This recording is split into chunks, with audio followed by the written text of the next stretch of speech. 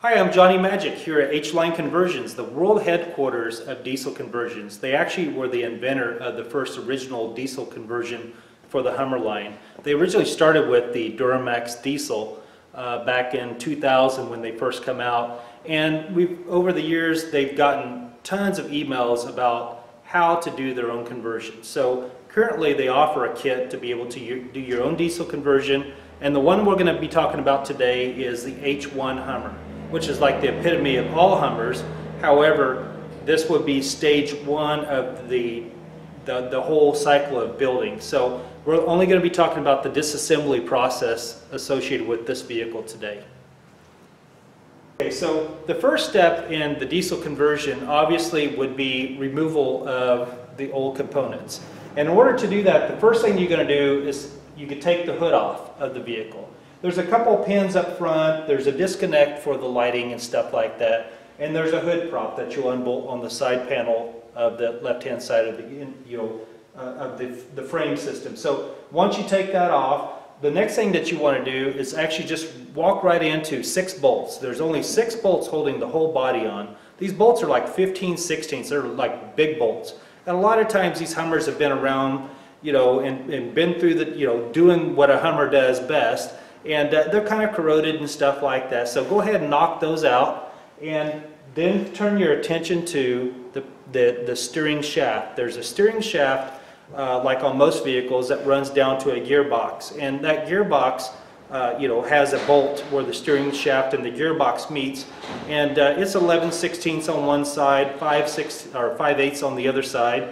Go ahead and pop that out, and that shaft is actually collapsible, so you just push it back out of your way. The next phase of the disassembly would be taking the brake booster reservoir off of the hydro boost. There's only 2 bolts holding that on. Go ahead and pop those off. At the same time, go ahead and, of course, disconnect your batteries, take your shields off on both sides of the vehicle, and then you can just step right into the electrical part of whatever year that you have, and there's all different years. So on this case, I mean, we got like the early year, more like the Humvee style, which has a swag lock that you disconnect, but just make sure that everything is disconnected as best as you can as far as the electrical from the body, because you got to remember, you're taking the body off the frame. That's the whole core here. The next thing that you want to do is step into the fuel tank. The fuel tank actually on the Humvee and the Hummer, H-1 Hummer, all years, basically is strapped from the body. So there's 2 straps on that you'll disconnect. Along with that, you're going to be undoing the fuel filler neck where everybody puts their diesel in. And of course, the new diesel conversion is you're going to be putting a lot less diesel fuel in it, believe me, after the conversion. But you'll disconnect that filler neck as well as the wiring harness. And from there, there's a few small items that are on the list of step-by-step procedures to do that we'll have on the website as well to follow through. I think it's 1 by 20 or 1 through 25 steps that you needed to accomplish before you pull the body. Most importantly, when you start to raise the body, like I'm going to do right now, you want to make sure that you have a couple people around the vehicle at that time, kind of monitoring, because you never know, people add accessories to these and things go wrong. But if you have a couple of spotters looking and see if there's anything connected, it'll save you a little bit of money in the end. So right now I'm going to raise the body up.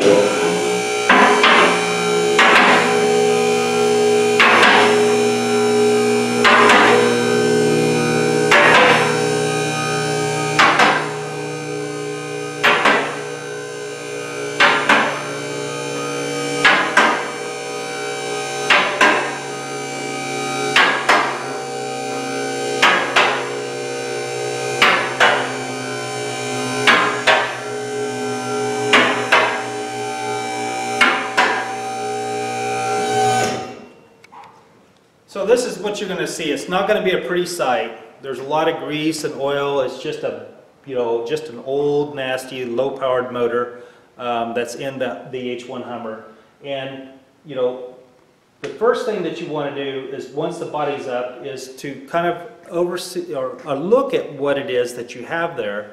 and then from there better determine how that your conversion process is going to go.